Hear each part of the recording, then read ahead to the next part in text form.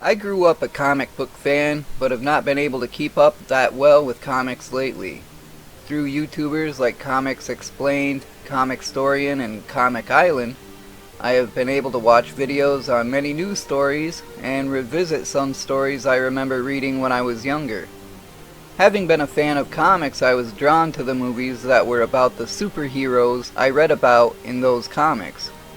I watched Superman and Batman movies in the 80s and have seen all of the recent superhero movies but for a few.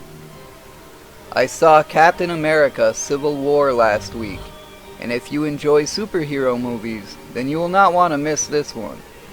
After I saw the film, I decided that I no longer needed to shelter myself from spoiler reviews. And that is also when I started hearing many of the arguments as to why YouTubers had chosen Team Cap or Team Iron Man.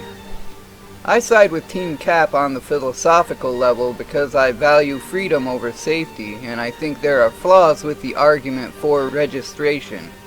But there are also reasons from the Marvel Cinematic Universe as to why I side with Team Cap. Or, put more directly for the Team Iron Man crowd, why I can't side with Team Iron Man. Let's get why I agree with Team Cap out of the way first. I noticed that Thunderbolt Ross is the one that seems to be the government's lead man on the Sokovia Accords project. This is a big red flag to me, as I remember Ross from the Incredible Hulk film in 2008. He would not be the type of person that I would want to have in my corner. Adding to this, most of the events that are referred to by him in his case to influence the Avengers to sign the Accords are events that would have caused a lot more damage had the Avengers not been there to help. We'll get to the one exception shortly. Now on to why I disagree with Team Iron Man.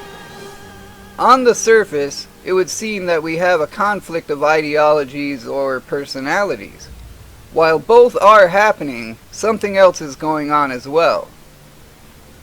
Through pressuring the other Avengers to sign the Sokovia Accords, just by signing it himself, Tony Stark is projecting his guilt onto the other Avengers. Let's remember what has happened in the MCU thus far.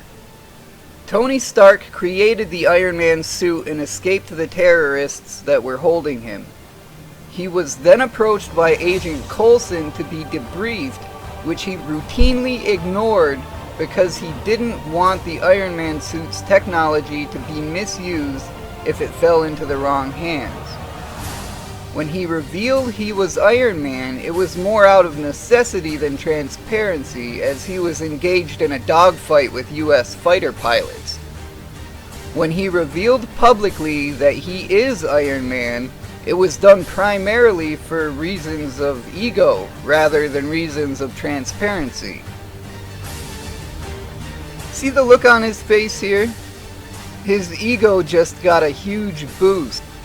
After revealing he's Iron Man, it was requested of him that he share the technology with the government, which he resisted.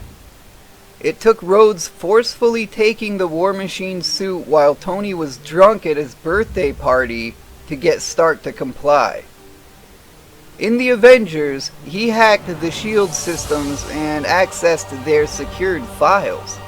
Probably look into that once my decryption program finishes breaking into all of SHIELD's secure files. I'm sorry, did you say Jarvis has been running it since I hit the bridge? In a few hours I'll know every dirty secret SHIELD has ever tried to hide. Blueberry? All of this doesn't point to a healthy respect of authority. Now back to the one event that can be directly traced back to the Avengers. Stark built Ultron, who perpetrated the events in Sokovia which led directly to the Sokovia Accords. If there was a better way to pull on Stark's heartstrings and drive him to signing a registration act meant to impose accountability onto the Avengers, I can't think of a better way than to name the act after the event which Stark feels recent and direct guilt for. This is when you see that he has been pushed to the edge by many past events and many current ones that are shown on the film. And that causes him to relent to his guilt and project it onto the other Avengers. From the beginning of the MCU, Tony has been denying accountability and rejecting oversight, which has led him to make some bad decisions. This film sees him singing a different tune as he's driven by guilt to accept accountability and oversight, yet he still fails to listen to his teammates who have been trying to influence him to not make those bad decisions that led to this point, mainly Captain America. Again, my reasons for being on Team Cap are because I value freedom more than safety, and I do not think that the events that led up to the drafting of the Sokovian Accords were faithfully represented, because with the exception of Sokovia itself, all of the events are not able to be traced back to the Avengers, so I feel they bear no fault. Rather, I think they deserve thanks for keeping the events from being worse than they were. However, I thought it would be fun to make a video as to why I can't support Team Iron Man to see if I can instigate some people from Team Iron Man to form a rebuttal.